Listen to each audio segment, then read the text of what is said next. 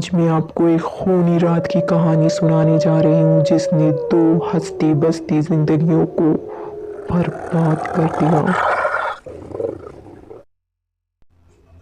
وہ دونوں کافی عرصے سے گھر ڈھونڈ رہے تھے۔ اصل میں ان کو اس گھر میں رہتے ہوئے 3 سال ہو گیا تھا اور اس گھر سے بہت اٹیچمنٹ ہو گئی تھی، لیکن کرایہ دار کو کبھی نہ کبھی گھر خالی ہی کرنا پڑتا ہے، تو ان کے ساتھ بھی یہی ہوا۔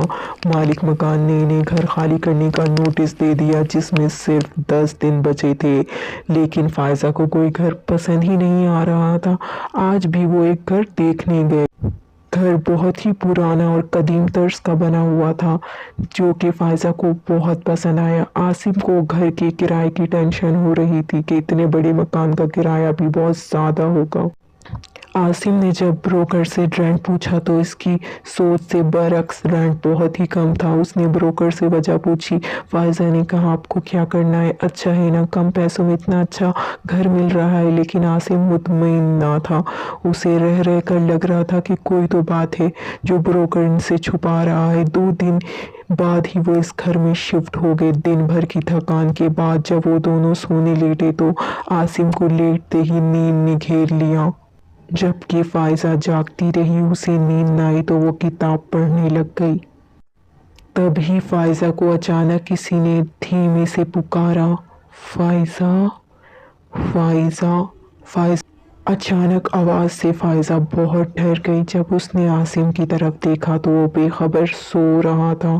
فائزہ کو خوف آنے لگا، ساتھ ہی اس نے سوچا کہ شاید نیا گھر ہے اس لیے وہم ہوگا۔ اس نے کتاب اسٹڈی ٹیبل پر رکھی اور وہ بستر میں لیٹ گئی، پر نیند تو اس سے کوسوں دور تھی۔ وہ ایسے ہی لیٹی رہی۔ تبھی اس کے کمرے کے دروازے پر کسی نے زور زور سے دستک دینا شروع کر دی۔ وہ حیران ہو گئی کہ گھر میں تو عاصم اور اس کے علاوہ کوئی بھی نہیں ہے، پھر اتنا زور زور سے کون دستک دے رہا ہے۔ اس نے عاصم کو جگایا پر وہ تو جیسے نیند کی وادی میں سیر کر رہا تھا۔ جب عاصم بہت جگانے سے بھی نہ اٹھا تب فائزہ نے ڈر ڈر کے کمرے کا دروازہ کھول دیا۔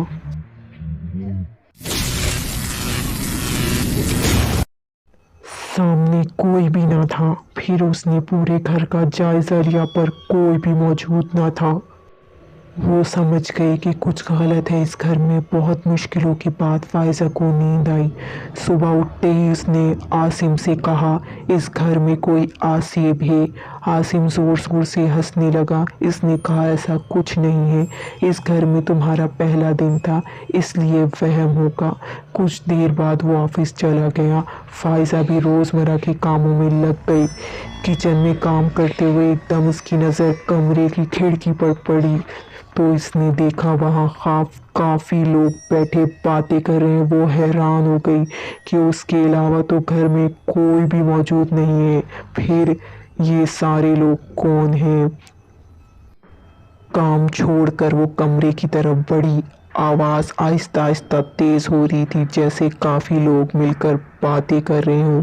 کمرے کا دروازہ کھولتے ہی اس کی دل کی دھڑکن رک گئی۔ وہاں کوئی موجود نہ تھا۔ وہ وہیں سر پکڑ کے بیٹھ گئی اور رونے لگ گئی۔ وہ سمجھ گئی تھی کہ وہ کوئی بہت بڑی مصیبت میں پڑ گئی ہے۔ ایک دم سے کسی نے اس کے کندھے پر ہاتھ رکھا اور پانی کا گلاس تھمایا۔ وہ یکدم آنکھوں سے دیکھ رہی تھی۔ وہ کوئی بہت بوڑھی عورت تھی جس کی شکل بہت ہی بھیانک تھی۔ گلاس پکڑتے ہی اس کے ہاتھ سے گلاس چھوٹ گیا۔ اس عورت کی طرف دیکھ کر بولی، کون ہو تم اور اندر کیسے آئی؟ تب ہی وہ عورت بولی، یہ ہمارا گھر ہے اور ہم نہیں تم آئی ہو اس گھر میں، پر اب تم زندہ نہیں جاؤ گی۔ یہ کہتے ہی وہ غائب ہو گئی۔ فائزہ اتنا ڈر گئی تھی کہ اس نے روتے ہوئے عاصم کو فون کیا اور جلدی گھر بلوا لیا۔ عاصم جلدی سے گھر آ گیا۔ فائزہ کی بات سن کر وہ بھی گھبرا گیا۔ اس نے بروکر کو فون کر کے کہا کہ ہمیں اور اس گھر میں نہیں رہنا، ہم ابھی یہ گھر چھوڑنا چاہتے ہیں۔ بروکر سمجھ گیا تھا کہ کیا بات ہے۔ اس نے بہانے بنانا شروع کر دیے کہ میرے پاس اور دوسرا کوئی گھر اویلیبل نہیں ہے، آپ کو یہیں رہنا پڑے گا۔ तभी आसिम ने गुस्से से फ़ोन बंद करके दूसरे ब्रोकर को फ़ोन किया और तब इसकी जान में जान आई।